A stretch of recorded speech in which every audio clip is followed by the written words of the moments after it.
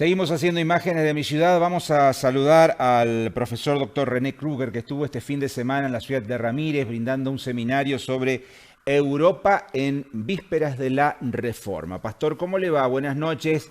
René, es un gusto Buenas. saludarlo. No pudimos entrevistarlo el sábado a la noche porque los fines de semana es complicado, pero no queríamos dejar pasar esta oportunidad de charlar con usted sobre un tema tan interesante, sobre todo teniendo en cuenta que hace poquito se celebró el Día de la Reforma y Ramírez fue un poco protagonista, ¿no? También en este día feriado que se vivió en toda la provincia de Entre Ríos. ¿Cómo está, Pastor? Muchas gracias por Sí, atendernos.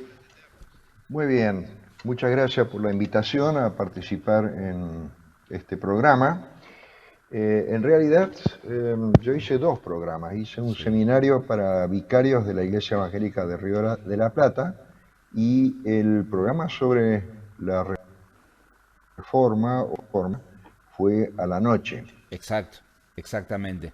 Bueno, ¿y qué nos puede contar sobre la Europa del 1500, Pastor? La Europa que Sí, antecedió a la Reforma Protestante. eh, en el año 2017, cuando se celebraron y se conmemoraron los distintos eventos de la Reforma a los 500 años de su inicio, yo preparé una serie de casi 10 conferencias diferentes sobre distintos aspectos. Mm. Eh, ¿Qué es la Reforma en sí? ¿Qué sucedió en ese momento, sobre todo con Lutero y Zwinglio, en menor escala también Juan Calvino, que fue un reformador francés que trabajó en Ginebra, Ulrico Zwinglio en Zúrich, Suiza, y Martín Lutero en Wittenberg, en las tierras de Sajonia, que hoy es Alemania. Eh, y amplié esa información a lo que sucedió antes, esa charla o conferencia con PowerPoint, la llamé Europa en la víspera de la Reforma. Mm. Después, una específicamente sobre la traducción de la Biblia, que fue una cuestión fundamental para la Reforma, Lutero al alemán y luego una serie de otros reformadores a otros idiomas. Otra conferencia soy el creador del canto comunitario, porque en esa época solamente cantaban los coros de monjes o de monjas en la iglesia y la membresía no cantaba. Eso fue radicalmente cambiado por los tres reformadores e inmediatamente también por la iglesia católica. Hice otras conferencias más sobre las consecuencias de la reforma, sobre Lucas Cranach, el pintor de la reforma, sobre cómo la Biblia llegó a América Latina, las traducciones a lenguas indígenas, un capítulo muy interesante, y una sobre la discusión que tuvo el reformador Ulrico Zwinglio, fundamentalmente con los que se llamaban en ese momento los anabaptistas, que eran personas que rechazaban el bautismo de niños, como se practicaba en la Iglesia Católica y también en la Luterana y en la Reformada, y postulaban la necesidad de un bautismo de adultos. Es todo un conflicto que tuvo consecuencias bastante sangrientas. Bueno, lo que hice en Ramírez era una de esas conferencias, Claro. precisamente Mm. en lo cronológico, la primera. Nosotros sabemos que todos los movimientos históricos siempre tienen causas y consecuencias. A veces las causas se superponen entre ellas, las consecuencias se mezclan con otras consecuencias. No hay nunca una causa o una consecuencia única o unívoca que pueda explicar todo un movimiento, sea lo que fuere, económico, político, religioso, cultural. Y por eso en esta charla que hice el sábado pasado en Ramírez, hice un pantallazo sobre diferentes factores que llevaron a la reforma. Los factores religiosos, estaba por ejemplo el miedo fundamentalmente al purgatorio, estaban los factores políticos. Europa todavía tenía una cierta unidad política, por lo menos en el imperio que abarcaba lo que hoy es tierra de Alemania, Mm. Suiza, Austria y también Italia, el Sacro Imperio Germano Romano o el Sacro Imperio Romano de la nación alemana, tiene diferentes nombres. pero esto se estaba desmembrando. Entonces, políticamente la cosa ya venía tambaleando en varios frentes y desde el oriente estaba toda la amenaza de los turcos musulmanes, que llevó a que el imperio, pero también otras fuerzas dentro de la Europa, tuvieran que preocuparse por el rechazo de estas invasiones y no se podían dedicar a, llamémoslo así, a exterminar la reforma. También repasé las consecuencias y las causas económicas de los intereses de tierras alemanas y de sus príncipes y los intereses romanos concretamente. Estuve analizando las causas culturales, fundamentalmente el humanismo renacentista, que postulaba una vuelta de todos los valores culturales y también etcétera, y dentro del cual se ubica también esta insistencia de los reformadores de volver a los idiomas originales de la Biblia y traducirla desde ahí, y no desde la Vulgata latina como se hacía hasta ese momento. Ese panorama es muy interesante porque uno ve que confluyen numerosos factores y no uno solo, como por ahí uno podría decir, bueno, el tema de las indulgencias, esto de aprovechar económicamente el miedo que la gente tenía al purgatorio fue el detonante. En todo caso fue un detonante, junto con una serie de otros más que tratamos de ver en esa charla. Aparentemente gustó esto porque estaba previsto 40-45 minutos en total y estuvimos 2 horas y 5 minutos. Qué bárbaro. De lo cual la conferencia en sí duró más o menos 40-45 minutos y lo demás eran preguntas y comentarios y nuevas preguntas sobre las respuestas. Lo pasamos muy bien. Una pregunta me parece muy importante es cómo Lutero se transforma en líder de esta reforma, pastor. ¿Cómo surge la figura de Lutero luego de analizar todos estos antecedentes que usted acaba de escribir, políticos, económicos, religiosos, sociales, culturales? ¿Cómo aparece Lutero como figura central en la reforma? Lutero, en su juventud, digamos adulta ya, estaba destinado por su padre a estudiar abogacía.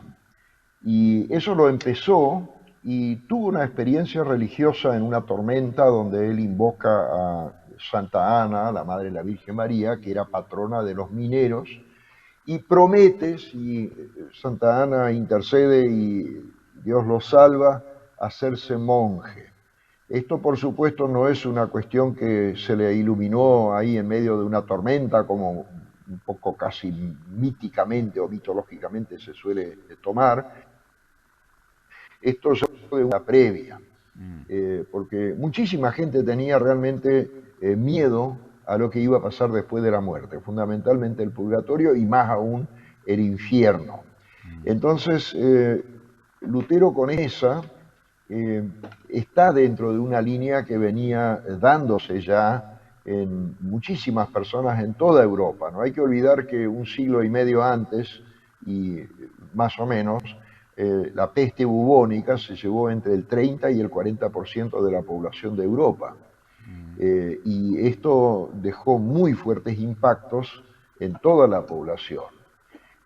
Y no había forma de prevenir esto, no había vacunas, no había tratamientos. Había gente que se salvó de morir de la peste bubónica, pero eran pocos. Uno de ellos, por ejemplo, el reformador suizo Ulrico Zwinglio. Entonces, en este contexto de miedo y de búsqueda de una seguridad para la vida y la fe y la eternidad o la promesa de la vida eterna, Lutero es un exponente. Él abandona su estudio de abogacía en contra de la voluntad de su padre y se mete en el convento de la ciudad de Erfurt, el convento de los monjes agustinos, que eran muy estrictos en toda su disciplina, y ahí él intenta encontrar esa paz que tanto estaba buscando. Y no la encontró. hasta que un superior de él, el confesor, porque también los monjes y sacerdotes tienen que tener a un clérigo, a alguien que pueda tomarle la confesión, este le aconseja no detenerse demasiado en su propia miseria humana, sino ver la paz que le viene de Dios por la muerte de Cristo en la cruz. Y que lea la Biblia. Y Lutero esto lo recordó toda la vida, e incluso dijo lo más hermoso que era de su iglesia, que era la iglesia católica, por supuesto, era la Biblia. Más allá de cualquier otra costumbre, rito o lo que fuere, la Biblia era el mejor regalo que él había recibido. Y en la Biblia él encuentra entonces lo que suele llamarse su gran descubrimiento, que nosotros nos salvamos por creer y confiar en la gracia gratuita de Dios, que no se puede pagar, que es el amor incondicional, como el amor de una madre a su criatura. Esto para él era una experiencia impresionante, y a partir de ahí él empezó a ver ciertos abusos y corrupción y cosas que él entendía que no eran lo correcto, lo que Dios había mandado hacer en la Biblia. Y entonces lo primero que hizo en 517, el 31 de octubre, es invitar a sus colegas docentes de la universidad donde él era profesor a una discusión sobre el valor de las indulgencias. Pero esto fue un golpe tan fuerte porque no estaba solo con esa búsqueda y con la protesta también. Había mucha gente que estaba harta por todo lo que estaba pasando en todo sentido.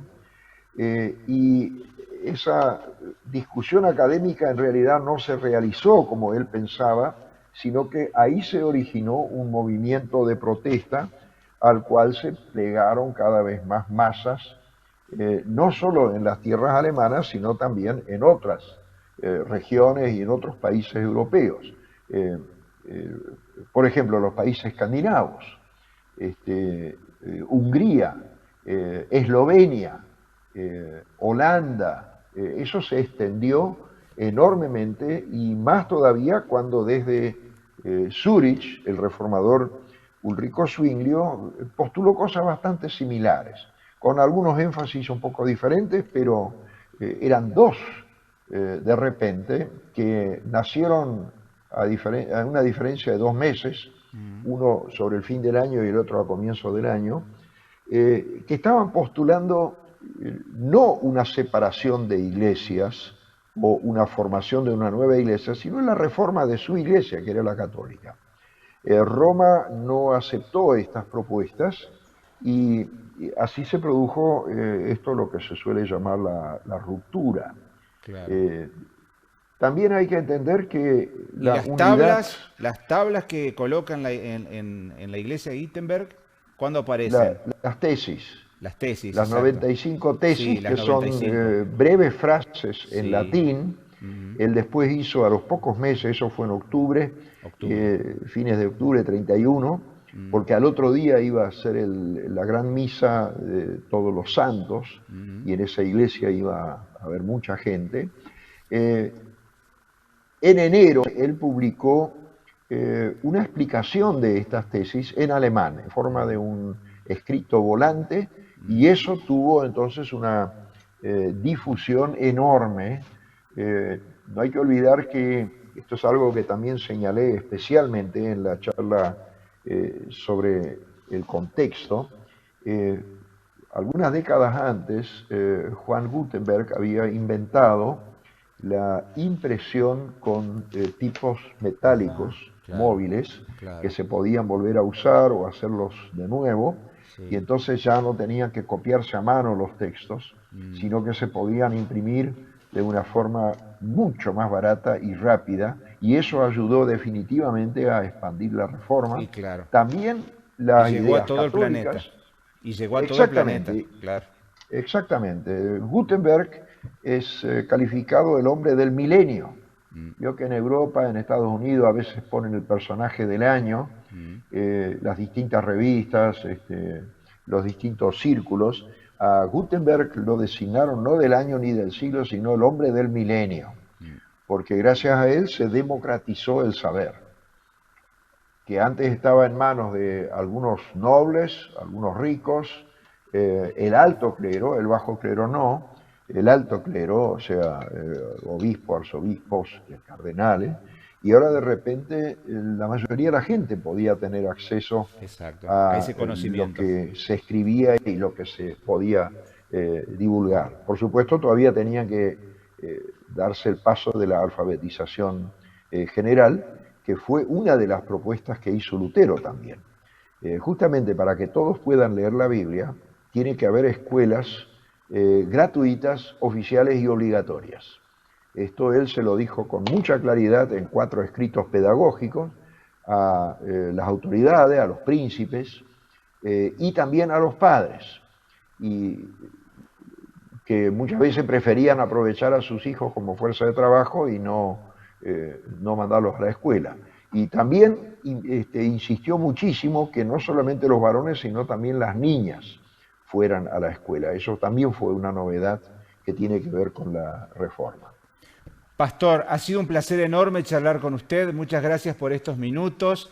Sabemos que tiene una vida muy, pero muy complicada. Mañana viaja a Asunción, tengo entendido. Usted después de Ramírez llegó a su ciudad y ahí se fue a Buenos Aires ayer. Así que qué vida complicada, brindando charlas y seminarios en todas partes, Pastor. Por eso valoramos tanto que se haya tomado, a pesar de todo esto, unos minutos para charlar con nosotros. Le agradecemos mucho. Yo le agradezco por la invitación y estoy a disposición para cuando quieran algún otro momento de nuevo. Gracias, Muchas así será, así será. Un abrazo, gracias. Pastor, muchas gracias. Muchísimas gracias. Gracias. El profesor, doctor René Krieger, que así habló con nosotros sobre la presentación que tuvo este fin de semana aquí en la ciudad de Ramírez.